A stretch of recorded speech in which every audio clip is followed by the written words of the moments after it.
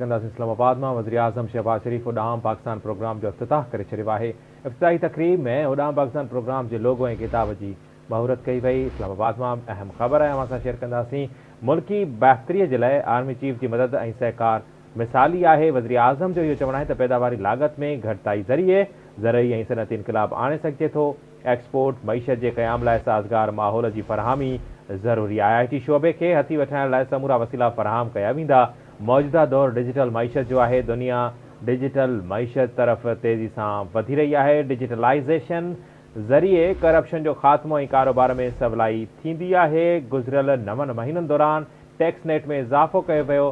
पाकिस्तान की तरक्की लाइ टैक्स की शरह में घटिताई ऐं टैक्स नेट वधाइणो पवंदो। पाकिस्तान में कंहिं बि शइ जी खोट नाहे।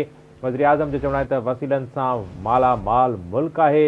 इंशाअल्लाह ही पाकिस्तान की तारीख़ जो आख़िरी IMF प्रोग्राम साबित थींदो। असांजी क़ौम 6 खरब जो नुक़सान बर्दाश्त कयो आहे। वज़ीर आज़म चवे तो 77 सालन दौरान खरबें रुपया करप्शन के वर चढ़ी विया।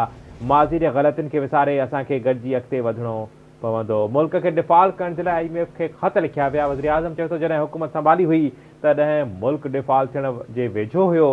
असां सियासत के बचाइण बदिरां रियासत के बचाइण जो फ़ैसिलो कयो। ब्रेकिंग न्यूज़ असां शेयर कंदासीं। वज़ीर आज़म शहबाज शरीफ उड़ाम प्रोग्राम की तकरीब के खिताब कयो आहे। असांजो सफ़र मुल्की तरक्की ऐं मुआशी बहाली तरफ़ जारी है। अॼु अहम ॾींहुं आहे। उड़ाम पाकिस्तान प्रोग्राम की शुरुआत कई वई है। आख़िरी 9 महीननि दौरान वॾनि चैलेंजिस के मुंहुं ॾियणो पियो। वज़ीर आज़म खिताब कंदे चयो त असां मैक्रो इकनॉमिक इस्तेहकाम जा हदफ़ हासिल करण में कामयाब थी विया आहियूं। अव्हांखे आगाह कंदासीं। वज़ीर आज़म शहबाज शरीफ इस्लामाबाद में उड़ाम पाकिस्तान प्रोग्राम के खिताब कयो आहे। उड़ाम पाकिस्तान प्रोग्राम जो इफ्तिताह कयो वियो आहे। अव्हांखे आगाह कयूं पिया। वज़ीर आज़म शहबाज शरीफ चवे थो त जॾहिं हुकूमत संभाली त मुल्क ॾेवाले जे वेझो हुयो।